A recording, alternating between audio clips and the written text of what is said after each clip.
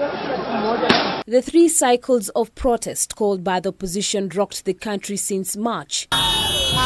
Many took to the streets in a series of demonstrations to decry the high cost of living, clashing with the authorities who outlawed the gatherings. Findings by Amnesty International Kenya, Medical Association and Law Society of Kenya indicate that the 3 cycles of protest led to the deaths of at least 24 people, while many others were severely injured in Nyanza and western regions. In the latest protest that erupted between the 19th and 21st of July, at least 10 people were killed and 107 injured during clashes with anti-riot police. So at the time when we undertook the mission, the team found 16 survivors recovering in various hospitals, and 11 bodies were in morgues in Kisumu. 47 of those treated had gunshot wounds, and the mission noted that there were cases of survivors who had been shot once but had more than 9 alleged bullet wounds from a single shot. In Kisumu, most deaths occurred in Kondele and Nyamasaria areas. The majority of the victims were between the ages of 17 and 38, and overwhelmingly male. Some of the victims were picked from their homes by the police, especially within Nyamasaria area. And this includes the case of a minor that we saw that had up to 9 bullets lodged in his body.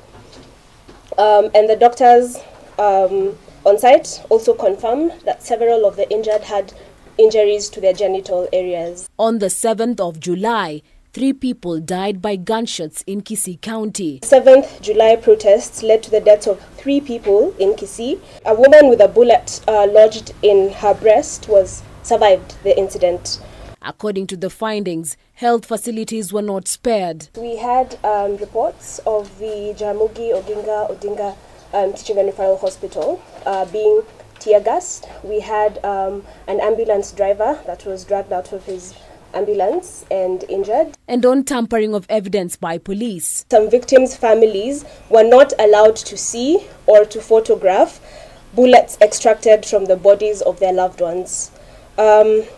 Concerns over police tampering with evidence were high on the ground, and we had a case of one elderly father who had to use his bare hands to find the bullet lodged in his son's skull. The Law Society of Kenya, LSK, also intends to petition the Azimio and Kenya Kwanza coalitions to factor in police brutality during their talks.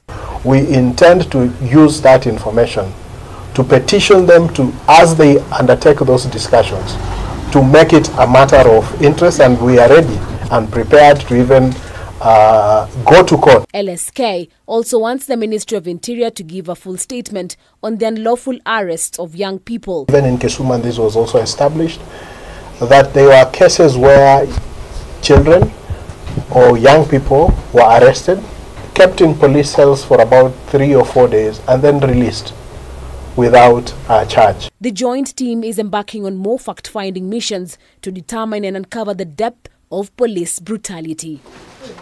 Harriet Chimea, K24.